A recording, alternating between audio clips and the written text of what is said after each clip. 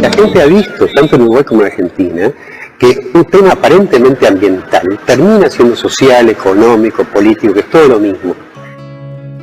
Yo creo que la gente que está actuando directamente sobre esto está trabajando, ¿va? O sea, delegación argentina, decano, comité científico del lado argentino, comité... Ahora, ¿cuál es el problema? Y el problema es que no hay decisión política.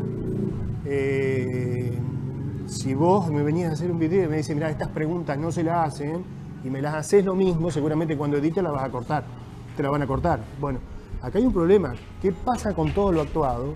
¿Qué pasa con todo lo que se ha hecho si no hay una decisión política de apretar sobre todo esto? Y bueno, es un problema. Entonces, bueno, por eso te digo, hay una falta de actitud de la parte política argentina. En el medio de todo esto está en juego otro montón de cosas que son asuntos muchos más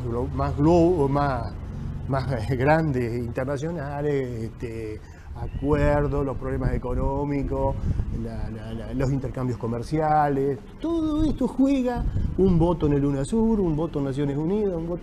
Todo eso juega a la hora de negociar y hacer valer estas cosas. Y yo creo que está empezando.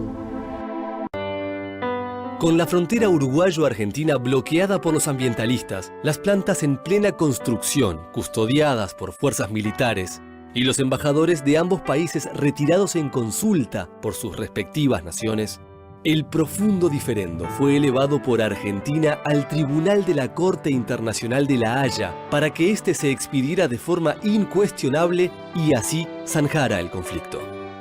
Ya se ha presentado el proyecto de declaración, como lo manifestaba el jefe de gabinete. Es un proyecto de apoyo al Poder Ejecutivo Nacional para que en el caso que resulte necesario se recurra a la Corte Internacional de Justicia de La Haya a los fines de poder superar el diferendo.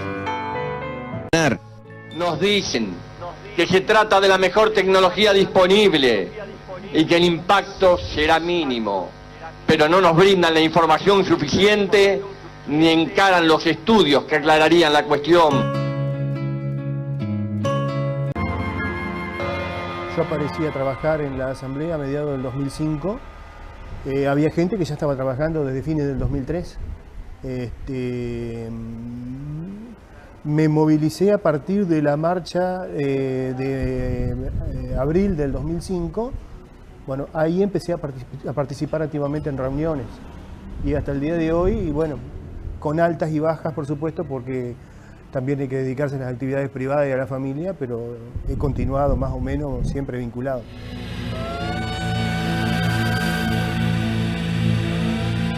El aporte que está haciendo al calentamiento global esa planta ahí es algo que no se habla generalmente, pero es muy importante. Y ya te voy a decir, la inercia, la entropía y todas esas cosas fueron factores más allá de lo químico, de lo que realmente me impactó. Después se agregaron otro montón de cosas, como por ejemplo las emanaciones sulfídricas que prácticamente no se miden, que son una risa. Puedo ilustrarte que, ejemplo, noviembre del año pasado, cuando hubo problemas en una de las calderas de recuperación, que hay fotos ahí dando vuelta, no es grandes cantidades de vapores y cenizas y material particulado vuela por el aire. Insólitamente, los sensores que le instaló UPM Botnia a la Dinama para que controle las inmediaciones de las cañas y fraiventos, los sensores esos dejaron de trabajar, decían no detectable. Figuraba, yo entré, porque son online, decía no detectable, no detectable, no detectable. Desaparecieron, no se supo qué pasó. Y el material particulado que voló fue muy importante. Dinama, hay algunas cosas online que está controlando, que en realidad las controla Botnia, UPM, y se las da a Dinama para que las haga públicas. Algunas cosas. El comité científico no ha dado a conocer absolutamente nada. Nada públicamente. Lo que sí se conoce son sucesos que ha habido dentro de la planta. Y pongámonos de acuerdo en esto. Hay controles puntuales, todavía no hay monitoreo continuo y tampoco hay monitoreo de aire. No se han instalado, están licitados los aparatos de aire. O sea, las primeras boyas automáticas se tiraron hace un par de meses. No sé si están trabajando ya y teniendo datos online. El monitoreo está en pañales, de ese monitoreo. Lo que hay sí son hechos que han trascendido y han sido públicos y han sido contestados en algunos casos por el gobierno uruguayo, como por ejemplo la dilución. Ellos dicen que era para bajar temperatura, pero el término que se usó fue dilución. Una cosa es enfriar y otra cosa es diluir.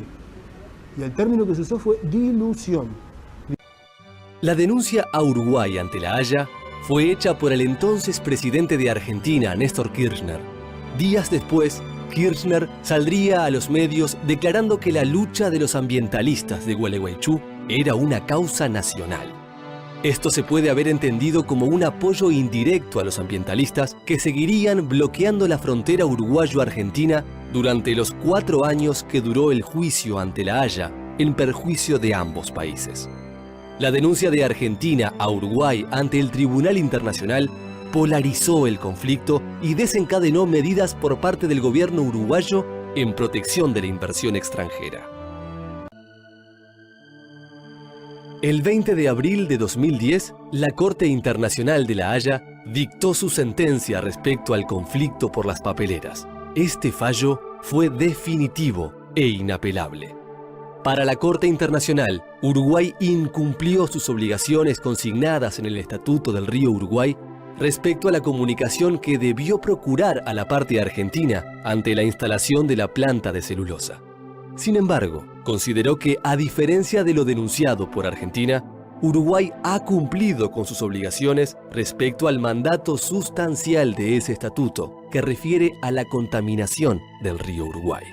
El fallo de la Corte Internacional de La Haya estableció que las plantas no contaminan por encima de lo permitido en los estándares internacionales, lo cual dejó sin efecto el reclamo sostenido con tanta insistencia por la Asamblea Ambientalista de Gualeguaychú y por el gobierno argentino.